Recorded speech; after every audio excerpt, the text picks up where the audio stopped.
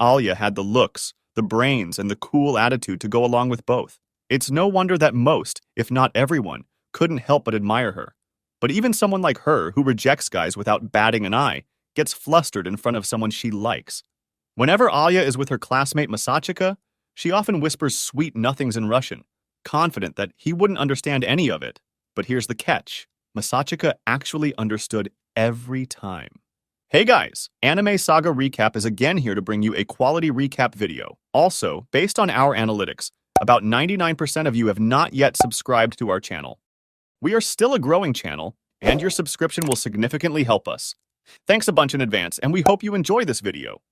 Our story starts as a high school girl makes her way to school, amidst the admiring stares of her schoolmates. Her name is Alisa Mikhailovna Kujo, the half-Russian student council treasurer of the school. Suddenly, a shameless senior named Ando gets in her way. He claims that her sister had been talking about her to him, and that's why he approached her. However, Alisa ignores all his attempts to flirt and criticizes him for wearing a necklace against school rules. Alisa, though, has a good reason for rejecting the dude, and no, it's not because his face screams rejection. It was because she already had someone she liked. That someone just happens to be her seatmate, who is currently sleeping at his desk and ignoring her morning greetings. That she has to resort to violence just to receive it back. She addresses him as Kuze, and the two of them seem pretty close. She even allows him to call her by what seems to be his nickname for her, which is also the name we will address her with from now on. Kuze is an otaku who doesn't mind losing sleep, just so he can watch his shows and talk about it with his friends in the middle of the night. He seems like your everyday slacker, but Alya still finds him cute, which she expresses in Russian. When Kuze asks her what she said, she just tells him that she called him ugly. Alya said so, thinking that he didn't understand her, but actually he did, and it's making things awkward for him. See, Kuze used to have a Russian childhood friend, and over time, he learned the language. Knowing exactly how Alya would react if she did find out, he just can't let himself break it to her. By lunchtime, Kuze was eating with his friends. One of them was overly dramatic about wanting to be popular, and the other was already the popular type and just couldn't care less about the other's sentiments. Anyways, not long after the trio started gossiping about the three beauties of the student council, Yuki and Alya being among them, they invited themselves to their table. Alya's mood started getting sour after she found out that Yuki and Kuze were childhood friends. More so when Yuki moves closer to Kuze as she tries to convince him to join the student council with them. The following day, Kuze woke up early after dreaming about his Russian childhood friend and decided to come to school early. He was the first one to arrive, so he also started tidying up the room. Just as Kuze finished cleaning, Alya arrived. She was surprised that Kuze was actually early for once and commented how some miracle might actually be upon them. As Kuze approached Alya, he realized that one of her socks was soiled. She explained that a truck had accidentally caused it, and it was too late for her to avoid it. Good thing she had a spare one in her locker, so she didn't have to go back home just to get a clean one. As Alya took off the soiled socks, she noticed Kuze standing awkwardly nearby as he tried to not glance her way. This lets her get an idea to tease him by not only having him fetch her socks from the locker, but also having him put it on for her, insisting that he should be happy since it's supposed to be a reward for him. Kuze mumbles that it's only a reward for a certain group of people, which he isn't a part of. However, he takes it back soon after when Alya starts getting impatient and calls him a wimp. Before that, she mumbled in Russian how it's supposed to be a reward for her as well. Kuze started wondering why Alya was mumbling her true feelings in Russian only. One of his theories is that because she's such a perfectionist, and supposedly the impenetrable princess, she just couldn't let her image be tarnished. Eventually, Kuze put on Alya's socks. She was so taken aback that she just couldn't keep still, which led to an awkward situation between them and prompted Alya to accidentally kick Kuze. The day went on with an awkward silence between them, especially for Kuze, who seemed to have developed a foot fetish after the incident. By break time, Kuze couldn't take the awkwardness anymore, so he especially sought out Alya to apologize. By then, Alya had already calmed down and even apologized for kicking him. However, Kuze accidentally slips out that he saw her undies during the commotion earlier, and so a chase commenced all over the school, with Alya being too embarrassed to face Kuze, and Kuze wanting to apologize sincerely. The chase eventually ended, and Kuze offered her a red bean soup drink, which he noticed was what she often buys for herself. The conversation that followed after that mostly consisted of Alya flirting with Kuze in Russian. It was starting to get too much even for him that he considered just confessing. But that's for another time since it's still too early having to deal with another level of awkwardness between them. On another day, Kuze came to the supply room looking for Yuki. He even started fooling around after her instigation. It would have been fine if it had just been the two of them, but as it so happens, Alya was actually in the room and had witnessed everything. She was jealous, all right, to the point that she even said in Russian that Kuze should also pay attention to her and started chanting for him to talk to her as the three of them proceeded with cleaning and organizing the supply room. Later, after the three of them were done, the girls brought Kuze to the student council room where he met the current student council president, Kanzaki. He only had praise for Kuze, and Kuze, in return, couldn't help but regard Kanzaki highly. Not wanting to stay longer, Kuze was just about to leave when Kanzaki invited him for a meal to say thanks for his help. Kuze didn't want to accept the invitation, but after Yuki's irrefutable argument, Kuze was left without a choice. More so since Kanzaki also invited the girls. And so the four of them found themselves in one corner of a family restaurant. As they waited for their orders to arrive, they started discussing student council work. Yuki praised Kuze so much that even Kanzaki was surprised. The two of them tried to convince Kuze to join the student council, but there was just not anything in it for Kuze. Tension sparked right before the food came. As it turns out, like Yuki, Alya wanted to run for the student council president next year. Fast forward to after dinner. Kanzaki and Yuki were going together on the opposite side, so Kuze was tasked with walking Alya home. Not long after, once Kuze got home himself, he noticed a pair of shoes by the entrance. By the time he got inside, a familiar frame of a girl reading a manga was comfortably lounging on the sofa. The girl turned out to be Yuki herself, who isn't only acting so unlike her usual self, but also reveals that she is actually Kuze's little sister. Well, the childhood friend setup was actually her idea, and Kuze just went along with it, although it does seem like there were other people who already knew. Anyways, the following day was the weekend, and the two were supposed to be shopping and spending time together, revealing another surprising fact about Yuki. That's to say, she seems to be a bigger otaku than her brother. The two of them later went to the department store, as Yuki had been dying to buy some new clothes. However, Yuki was torn because she was supposed to buy otaku merchandise later, and the clothes she wanted already cost a lot. Speaking of being torn, Kuze finally mustered the courage to point out the elephant in the room that Yuki herself had noticed following them around ever since they arrived at the floor. The elephant is a silver-haired beauty who is trying her best to hide herself as she spies on the two. Unlike Kuze, though, Yuki doesn't hesitate to have the elephant show herself. Yuki called out to Alya, and Kuze once again had no choice but to go along with his sister's antics. After awkward pleasantries, Yuki suddenly invites Alya to have lunch with them. Kuze initially protested, which made Alya want to come along more. But see, Kuze protests for Alya's sake.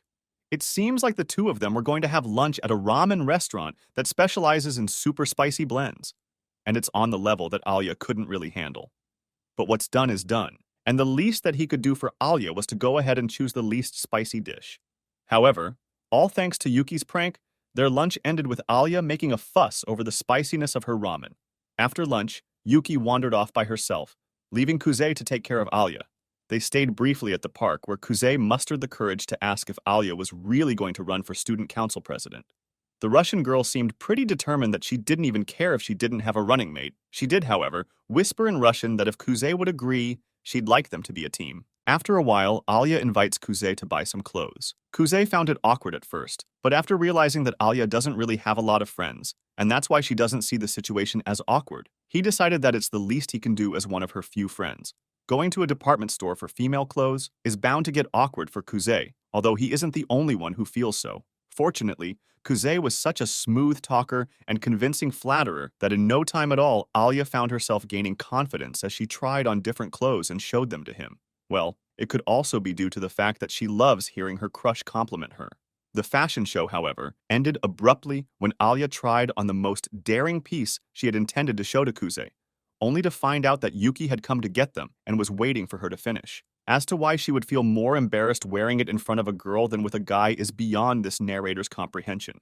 Alya was still so out of it by the time they rode on the subway that she realized too late how Kuze and Yuki got off at the same station when they were supposed to be living in opposite directions. By the time Alya got home, her older sister Masha, who also happens to be a member of the student council, welcomed her adoringly. Masha immediately noticed that Alya wasn't in the mood and asked about her day. Alya tried to evade any digging, but her sister just knew her too well to notice how the root cause of it all was, because she liked Kuze, to the point that she's willing to put up with his flippant personality, despite being someone who dislikes unserious people.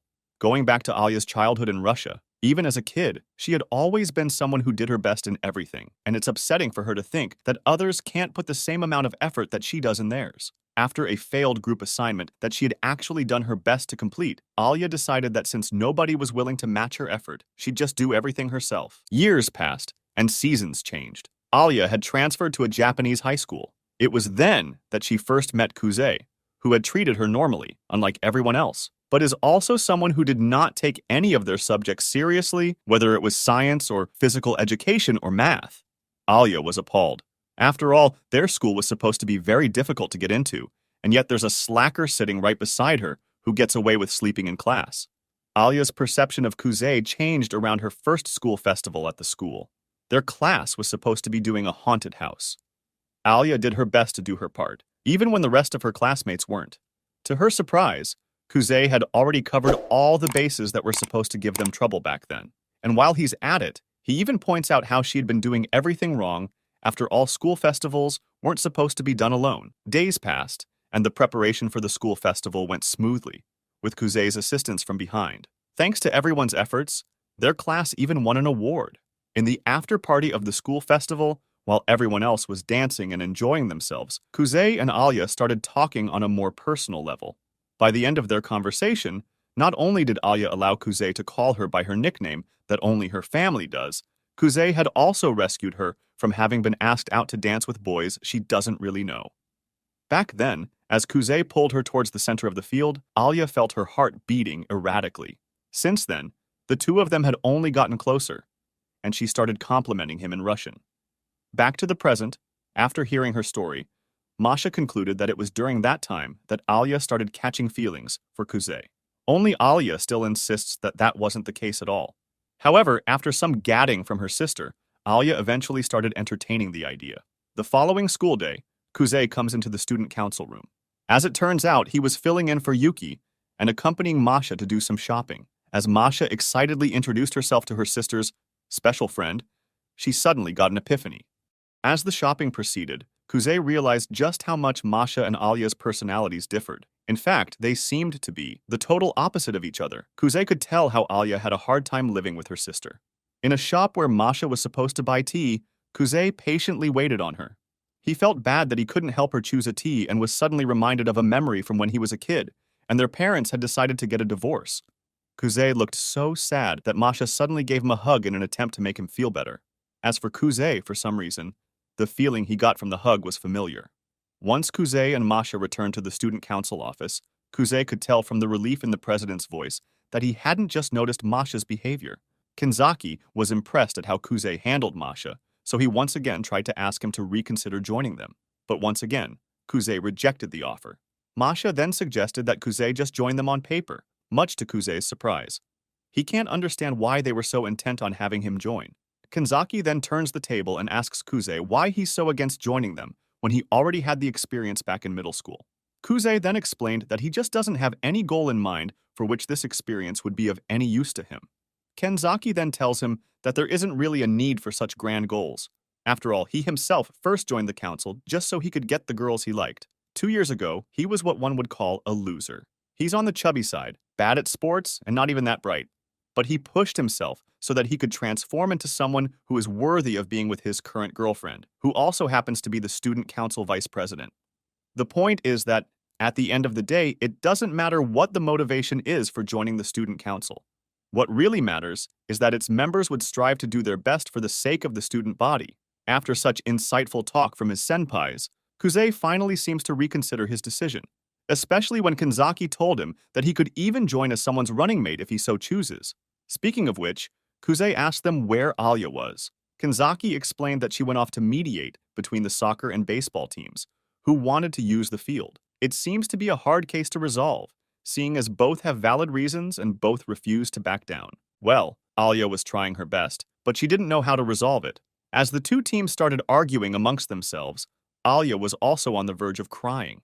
Just as she was about to lose all hope, Kuze suddenly appeared, interrupting the arguments. He introduced himself as the student council officer for general affairs who was sent by the president as backup. Going back a few minutes earlier, Kuze initially didn't intend to help out, but after he heard Alya call for help in Russian, he reconsidered. Back to the present, after Kuze established his stand on the matter and suggested a simple course of action, everything was resolved without a hitch. Of course, it was also crucial that the other members were willing to put effort into resolving it and not just rely on the officers to do it for them. Later on, as the two of them started heading back, Kuze apologized to Alya for taking matters into his own hands and without even asking her first. But Alya didn't mind and was just impressed at how Kuze resolved it. As they were about to enter the building, they saw the student council president waiting by the entrance. Kuze knew by then that this was all manipulated by him for Kuze to join them. And it worked. It was already getting late when Alya and Kuze started heading home together. Kuze complained that he didn't like the feeling of having been manipulated by the president, although it was already a done deal. Suddenly, Alya asks him if he joined the council just so he can support Yuki later, once she decides to run for the president position.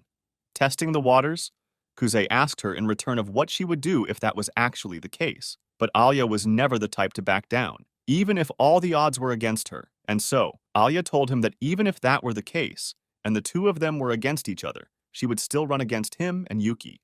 Kuze received her determination well and told her that he actually wanted to support her as her vice president. He'll make sure to help her in everything that she wants to do and never let her be alone. Although there were some mishaps after that dramatic scenario, the point is that it was the start of their partnership. Things have definitely changed between them now.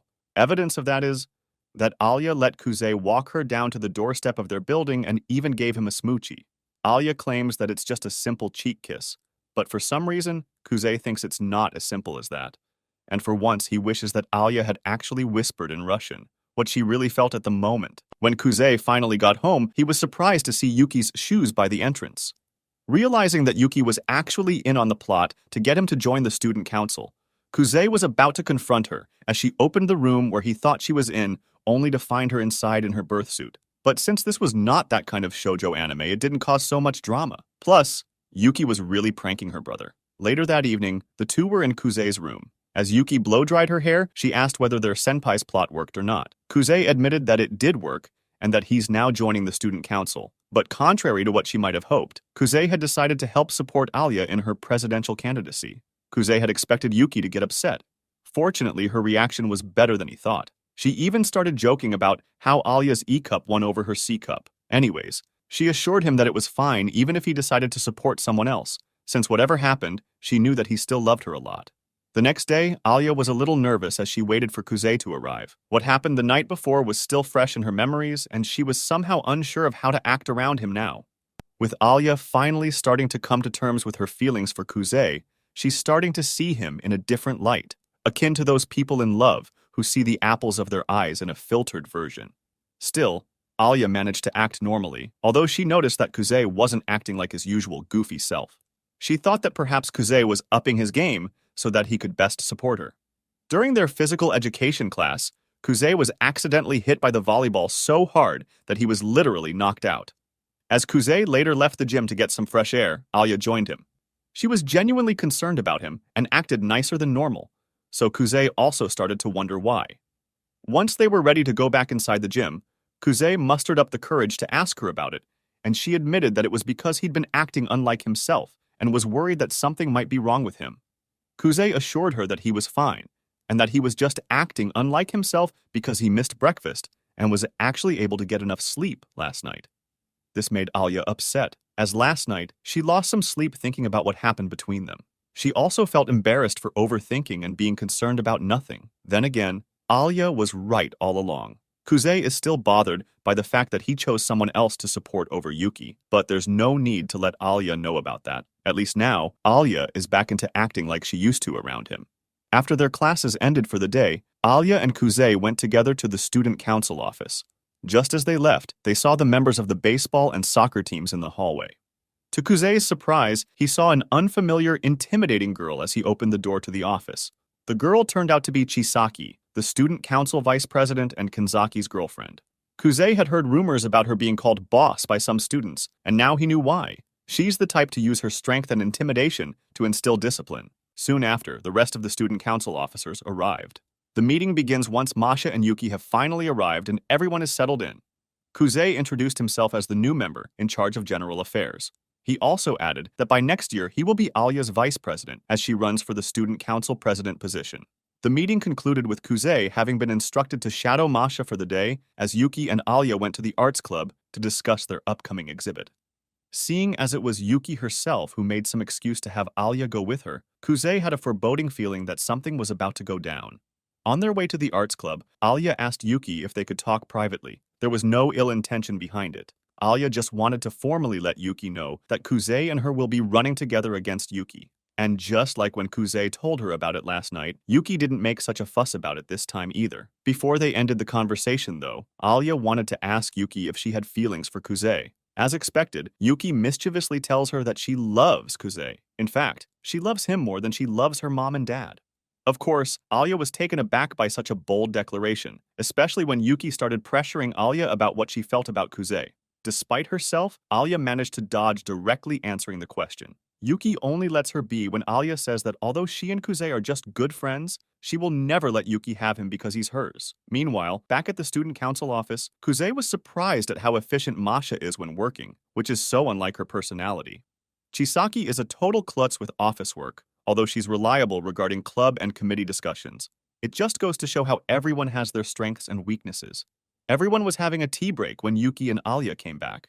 Kuze knew immediately that something had happened between them, seeing how Alya seemed upset over something while glaring at the innocently smiling Yuki. Later that afternoon, as Kuze and Alya were on their way home, they passed by the family restaurant they had gone to before.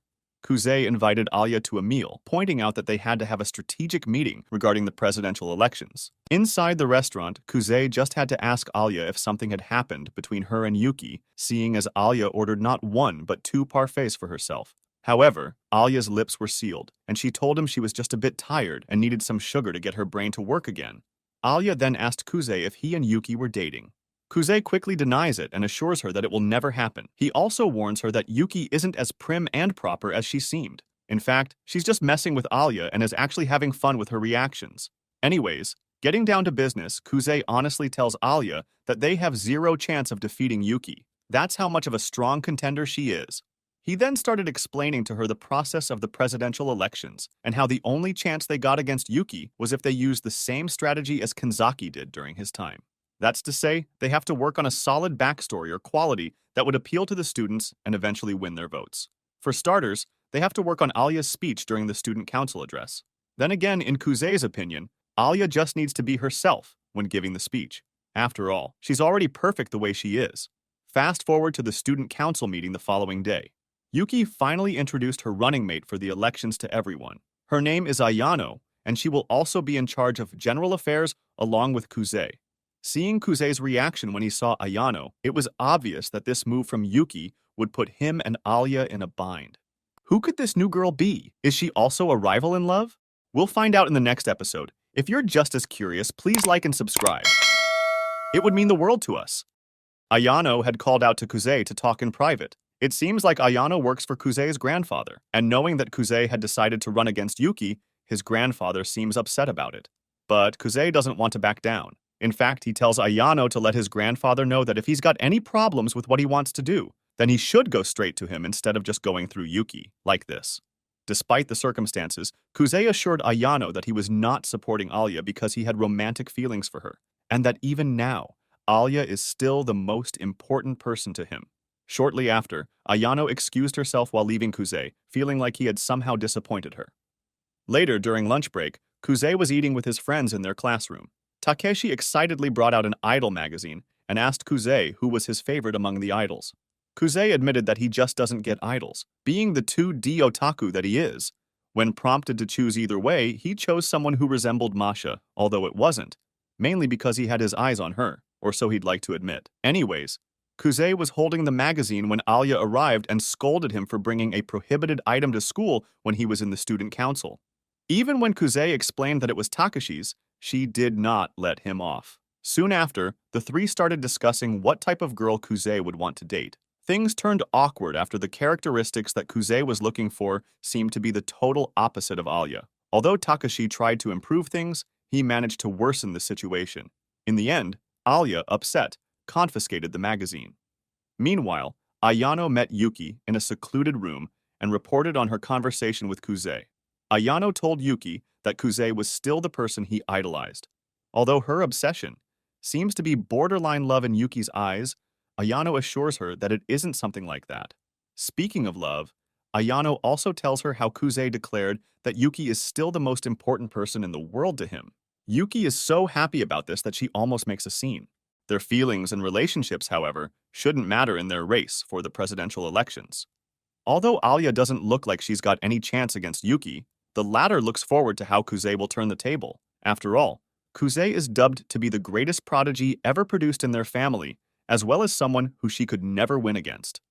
Later in the afternoon, Yuki and Alya were playing poker, and it seemed like Yuki was on a winning streak.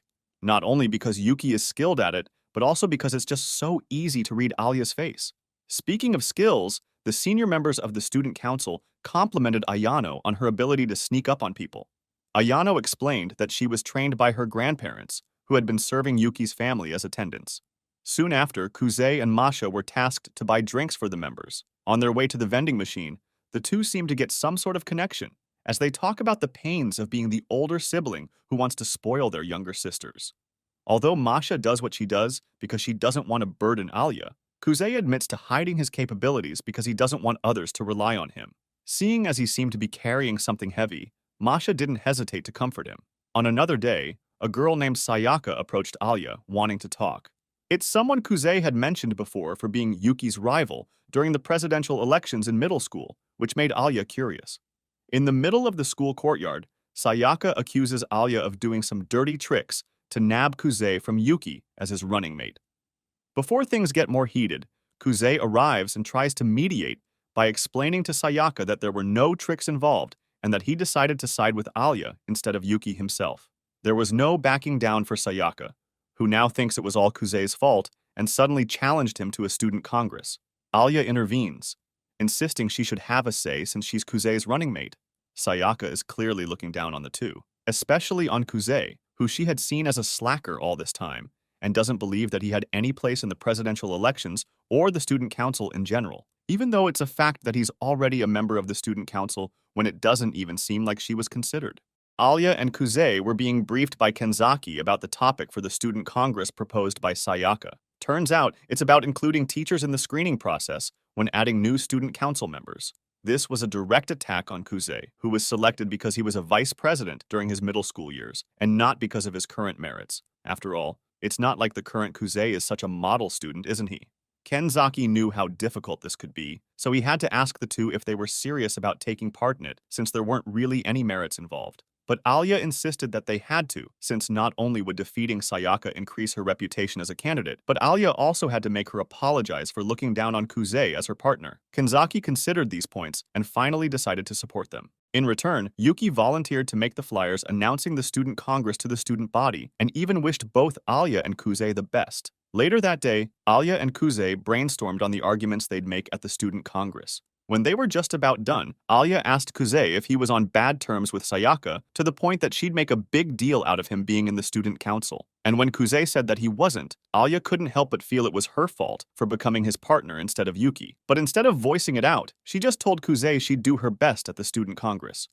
And so, the day of the student congress arrived. As Alya and Kuze were about to enter the event hall, Miyamai greeted them, commenting that given their similar formal personalities, Alya and Sayaka would get along well. Once Miyamai went ahead, Kuze explained to Alya how despite their different personalities, Miyamai is in fact Sayaka's running mate and childhood friend. Also, it seems like Miyamai is actually quite popular among the student body, and although this is a bit concerning, it's not something that they should fear. Shortly after, they were finally on the stage. Alya tried to hype herself up, but the whispers from the student body were slowly getting into her.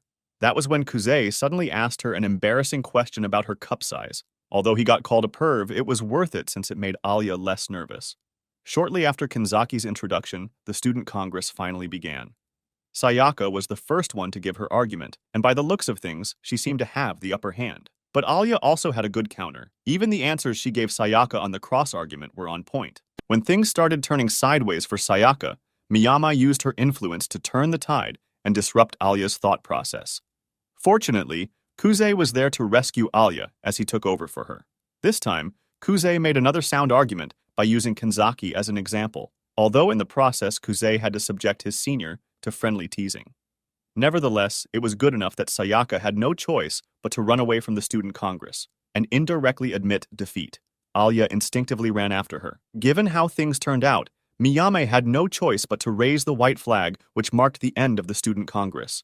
Meanwhile, Alya caught up with Sayaka and realized that she was crying. Sayaka then admitted how she had thought that Yuki and Kuze were the perfect duo, and that seeing him with someone else just didn't sit right with her, which in turn fueled all the fuss.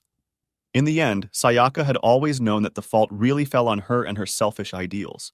Miyame arrives not long after and asks Alya to leave, calming Sayaka down to her. Before she did, though, Alya tells Sayaka that although she doesn't know why Kuze decided to partner up with her, she'll make sure that Sayaka recognizes her as someone worthy of being his partner. Back at the event hall, Alya explains to Kuze the reason behind Sayaka's dissatisfaction. She then asks Kuze why he partnered up with her. Kuze admits that back in middle school, the only reason he agreed to partner up with Yuki was mainly due to guilt. But with Alya, it's different since this time he actually wants to work hard together with her. And that's why there's no reason for Alya to compare herself to Yuki in any way. When it was Kuze's turn to ask Alya why she was partnering with him, Alya smiled and answered in Russian. It seems like Kuze didn't understand it for real this time, which is why there isn't any translation in the subtitles, so let's just leave it as a mystery for now. Unless, of course, our viewers know the translation and could share it in the comments section. That would just be awesome. Also, please like and subscribe if you enjoyed the video. Pretty pleased with a cherry on top? It was dinner time at Yuki's, and her grandfather was asking her about the student congress, giving his unwarranted opinion. He criticizes Sayaka for running away from the debate, which resulted in boosting Kuze's side. As if that wasn't enough toxic comment. The old man also pointed out that even though Yuki isn't as talented as her brother, she still can't lose to anyone. With a smile on her face, Yuki just says she'll do her best. After dinner, Yuki's mom showed concern for her well-being, although she seemed to struggle showing it. Fortunately, Ayano was there whose companionship was enough for Yuki. The next day, several students were congratulating Kuze for his performance at the student congress and ignoring Alya, who was right in front of them. Although Alya didn't seem to mind, Kuze took it upon himself to turn their attention to her. But when the students started to badmouth Sayaka for running away from the stage, Alya became upset and asked Kuze to talk at the student council office. Kuze understands that Sayaka getting ridiculed is bothering Alya, although he reminds her that they won fair and square on a student congress that they were just forced into doing in the first place. Nevertheless, Alya feels as if they didn't really win, although she also understood that it's to their advantage with Sayaka's reputation ruined like this. If it were all up to Kuze, he would just leave it as is, but since Alya wants to do it the hard way in the end, he decided to help her, which Alya was very grateful for. Suddenly, Kuze noticed a movement near Kenzaki's table and instinctively knew there were eavesdroppers in the room.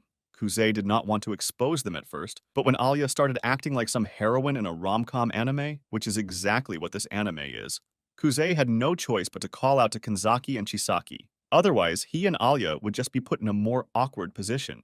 Soon after Alya excused herself and realized she had almost done something super embarrassing, meanwhile, Kuze went to see Miyame and witnessed just how influential she is. When Miyame noticed him, they soon went somewhere to talk in private. Once alone, Miyame joked that Kuze came because he wanted to ask her out, which she wouldn't have minded. Although, of course, that wasn't really the reason why he came out to see her. Miyame's dating life aside, or the lack thereof, Kuze tells her that he wants them to do something about Sayaka's reputation that's been suffering ever since she ran away midway the student congress. After Miyame made sure that Kuze is perfectly aware that doing so is not in any way advantageous to him and Alya, she agreed. Plus, seeing as she's Sayaka's partner in the first place, it's really her responsibility to turn the tables around for them. Once Miyame leaves, Kuze calls out to Ayano and Yuki hiding under the desk, who admit that they were in the middle of a role play. At that moment, Alya suddenly appeared looking for him, and gets upset that he is with the others and leaving her out. Meanwhile, Miyame returns to her friends and immediately puts into action the plan that Kuze talked her into doing, using her own devices. Miyame started a rumor that the reason why Sayaka left the student congress midway was because she found out about the moles that Miyame had planted in the audience and got mad at her. Well, it's not completely a lie, but let's just settle with that. Back to Kuze and Alya. Knowing that Alya is upset with him, Kuze suggested that the two of them study together, and hoped it would somehow appease her. Their little alone time, however, was cut short by the arrival of Yuki and Ayano, with Yuki being more than happy to act the annoying little sister role. Soon after, Masha appears and prepares some tea for everyone. While looking around the room, Masha discovers a book on hypnosis, which apparently was confiscated by Chisaki earlier. Masha then asked Alya to try it on her, but the little sister coldly refused, so Masha turned to Kuze, who easily gave in. And it seems like Kuze really is someone capable, because in just one try, he was able to utilize the book and managed to hypnotize not just Masha but also Alya. Having been left with two hypnotized young girls in their care, Yuki's naughtiness acts up, which leads to Masha and Alya being more unrestrained. But it seems like the subconscious interpretation Masha and Alya had of Yuki's instructions have become more literal to the point that they even started taking off their uniforms. Before things get more serious, the brother-sister duo tried to undo the hypnosis effect, but failed. Fortunately, Chisaki arrives and manages to undo it for them. As punishment for seeing something he shouldn't, Chisaki asks Kuze if he also wants to experience the special reset treatment, to which he vehemently rejects. Now, this feels more and more like a romantic comedy, doesn't it? It's exam week, and Kuze is having trouble concentrating on his studies. He constantly checks the time, knowing that the anime he usually watches at this hour is about to start, but he holds back. For Alya's candidacy, he can't drag her down with his bad grades. Suddenly, he receives a phone call from Alya, who asks him if he's studying as he's supposed to. She has the upper hand in this, since, unlike him, Alya is the type who never loses motivation. Kuze admits that it's hard for him to get motivated, especially when he's alone. So, Alya suggests that they make a bet. That's to say, if Kuze gets into the top 30 of their grade, which is what he's aiming for, then she will grant him any wish he wants. And if he doesn't, then he'll have to grant one wish of hers. This proposal intrigued Kuze, so he readily agreed. On a different note, however, during their banter, Alya found out that Kuze is a few months older than her and that it's been months since Kuze's birthday. As their call ended, Alya couldn't help but feel upset that Kuze did not tell her about his birthday. Fast forward to about a week later. Kuze was feeling relieved now that exam week was finally over. Noticing that Alya had been acting strangely around him, he asks her if she wants to walk home together. That way, they can also discuss the closing ceremony speech. On their way home, Kuze finally asked Alya about her cold behavior towards him, to which she admitted it was because he hadn't invited her to his birthday party. Realizing where she was coming from, Kuze told Alya that, unlike in Russia, people in Japan don't usually hold birthday parties and that it's been years since he's had one. To appease her, Kuze invites her to a belated birthday bash for himself, which she happily accepts. Not long after, the day of the belated birthday celebration arrived, which, in a way, can also be called a date. After they met, and while on their way to the celebration, Kuze realized just how much attention Alya was attracting from the people around them. Alya then told him that whenever she's out and about alone and people try to approach her, she just speaks to them in Russian until they leave her alone. Anyway, once they settled into the restaurant, Kuze explained to Alya how the closing ceremony works. He told her that, unlike the normal voting system, a candidate's chances depend on the feedback the audience provides. That is to say, if the audience doesn't give them applause after their speech, there's a huge chance they'll lose. Kuze honestly told Alya that it's difficult for them to stand a chance against Yuki, and the only thing they can do now is to make sure the gap doesn't widen. Shortly after their conversation and hearty meal, Alya gives Kuze his birthday gift, which is a mug that he gladly accepts. However, he felt somewhat embarrassed when Alya hinted that the mug had a pair, which she was already using herself. A few days later, the members of the student council were in the office discussing when they could finally wear their summer uniforms, as the weather was already making it difficult for them to use their spring ones. Kenzaki assured them that they should be able to start wearing them by the end of summer break. The members soon wrapped up the meeting since it was also Parent-Teacher Day, and their respective parents and guardians were arriving. That said, Kuze's paternal grandfather arrives dressed like a Russian mafia, much to Kuze's frustration. It seems that Kuze's father had to go to the Japanese embassy in England at the moment, which is why Grandpa Kuze had to attend on his behalf. As Kuze and his grandfather were waiting for their turn, Alya and her mom finished theirs and exited the classroom. Grandpa Kuze quickly approached them and asked Alya to marry his grandson. It turned out that Kuze's grandpa is passionate about anything Russian, which explains his behavior and outfit. Meanwhile, Alya's mother joins the conversation and reveals how Alya happily talks about Kuze all the time at home, much to the girl's embarrassment. As we already know, she doesn't really mind. To after the parent-teacher meeting. Kuze and his grandfather were walking down the hallway when they saw his mother and Yuki approaching. Kuze felt upset when his mother turned her head away from him, just as she used to do when he was a child. What could be the reason for his mother's behavior? Could she be upset because Kuze chose to go with his dad instead of staying with her? Kuze wakes up from a dream of his memories of the past, when despite having high test scores at school and amazing piano skills, nothing could really impress his mom. The worst part is that the young Kuze thinks that it was because whatever it is he's doing isn't just enough. The unexpected encounter with the source of his trauma previously seems to have taken a toll on his body, and that's why he got sick and is stuck at home. Just then, the doorbell ding-dongs. As it turns out, the little sister of the year told Alya about Kuze getting sick, and that's why she's there to take care of him. She even brought the medicine that Yuki bought for him. The young man didn't want to invite Alya in at first, but eventually gave in. He was later given a treat after Alya made porridge for him, which he found really tasty. After making sure that he already took his medicine, Alya insisted on staying a bit longer as he took some more rest. When evening came, Kuze found Ayano and Alya in the living room, with Ayano insisting for Alya to go home while she took over taking care of Kuze. There was a bit of discussion, but Alya eventually backs down with hopes to see Kuze the next day at school. When Kuze asks Ayano what's going to happen the next day, she answers evasively, and instead lets Kuze eat the borscht that Alya prepared for him. Kuze found it tasty as well, and is probably already thinking of a future where Alya makes it for him every day. After taking his medicine, Kuze once again felt sleepy and went to sleep early. The next day came, and Kuze found himself waking up late. After some contemplating, Kuze realized that Yuki purposely made Alya bring the type of medicine which makes him sleepy. With Ayano's confirmation, he concluded that Yuki is up to something and rushes to school, even though it's already halfway through the day. On his way to see Alya, he heard some students talking about how Alya really can't hold a candle to Yuki when it comes to the presidential elections. Soon after, Kuze found Alya looking dejected as she sat alone in their classroom. She sadly apologized to him for ruining their chances. It seems that Yuki had cunningly invited Alya to a PA broadcast while Kuze was out sick. And as they were preparing to go live, Yuki reveals a sob story about how she had to do her best to get merits by becoming student council president for the sake of their family since his brother is no longer with them.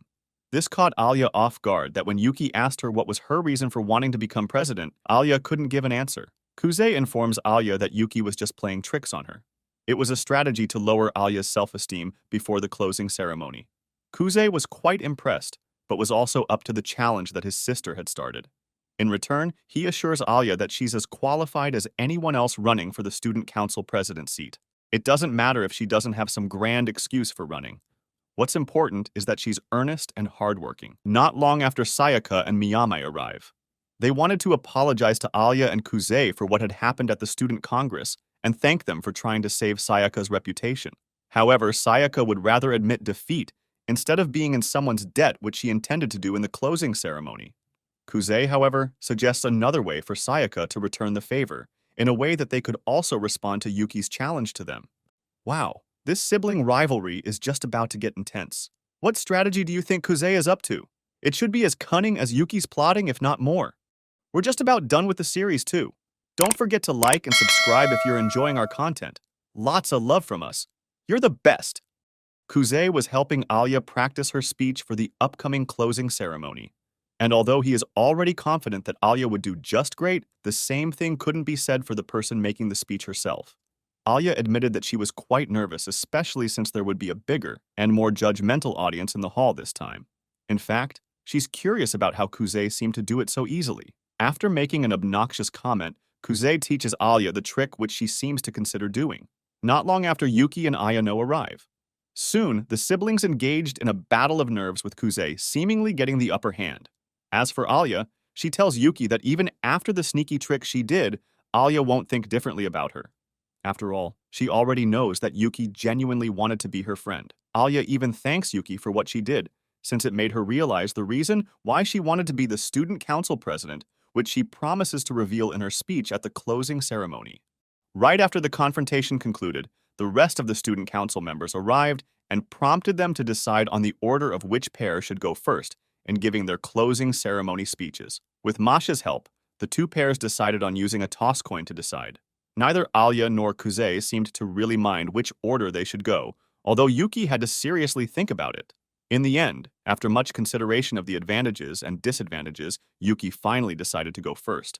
Fast forward to the day of the closing ceremony. After the senior members of the student council gave each of their own humorous speeches, it was finally time for the presidential candidates to do theirs. First up was Yuki, who confidently shared her vision and goal if she ever wins the race, even reminding the student body about her qualifications and subtly emphasizing her competitor's lack of experience. The latter part is just me reading too much between the lines, though. Anyways, Yuki assures the students that under her governance, their opinions would be taken into account seriously. She promised to listen to their suggestions and even cited organizing additional school events for Halloween and Christmas. Yuki delivered her piece so well that even Kuze and Kenzaki were in awe. Masha, on the other hand, shows her concern for her sister, but Alya assures her that she's okay. Back at the stage, it was Ayano's turn to give her speech. She first caught the student body's attention by being someone they had seen for the first time. She then gives a well-prepared and safe speech that puts emphasis on Yuki's qualifications. Then comes Alya's turn to deliver her speech. Even when she's already standing in the podium, the student body is still buzzing about Yuki and Ayano, although it all stopped when Alya opened her mouth. By opening her speech using the Russian language, she had succeeded in getting everyone's attention, and once she did, she started giving her real piece. Alya was brief in introducing herself and her reason for running for the student council president position. In response to Yuki's subtle attack earlier, Alya also addresses the fact that she doesn't have any experience in the position, nor does she fully understand how it works. However, if there's one thing she can do best, is that she can work harder than everyone else and understands how important teamwork is. She also mentions that she's not as perfect as everyone thinks and had in fact experienced her fair share of failures, which she used as a stepping stone to learn from. That wasn't all of it, though. Alya then makes a bold claim that if she realizes later on that she's actually not worthy of the position, she will back down from the elections herself. And that's why she urges the audience to keep track of her efforts and help determine her qualifications. The audience didn't have much reaction during her speech, but the applause that they gave her after was admittedly more meaningful.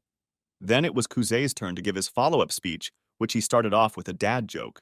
Kidding aside, this time Kuze reveals his reason for supporting Alya instead of Yuki. Kuze expresses his opinion that a student council president shouldn't simply be someone with a strong mentality, but also someone who can draw people into her circle without really meaning to. To prove his point, he reveals that if ever Alya did win the race, then Sayaka and Miyamai, who they had engaged in a student congress with previously, would also be joining him and Alya in the student council work. This move effectively caught Yuki off guard. As for the ones still in the stage, they concluded their turn and were given a resounding applause even louder than the one they gave for Yuki and Ayano earlier. Once they were off the stage, Sayaka reminded Alya that she had now returned the favor she owes her, and that she shouldn't expect more support from her during the election period. Although she still stands in their agreement to help Alya if she ever did win, Yuki, on the other hand, admits defeat, but only for this time. After the closing ceremony was over, Alya and Kuze went to check out their test results. Unfortunately, Kuze only managed to get the 33rd position, which means that he lost their bet. Kuze was taken aback when he realized that Alya wasn't actually expecting that she'd win the bet, but declared that she would think carefully about what her wish would be. Kuze already had an inkling of what Alya wanted and asked her if she would be comfortable in addressing him on his first name going forward, which I personally don't like since it's longer to say, not that it really matters, since we're almost at the end of this video. After some initial awkwardness, Alya accepted the suggestion and even agreed to meet with Kuze more often over the summer break. And that's it, guys. We are finally at the end of another series. How was it? Did you like it? What's your overall opinion of the anime? Let us know your thoughts in the comments section below. Please like and subscribe to let us know you liked our content and to get notified of our next videos. Stay awesome! Until next time.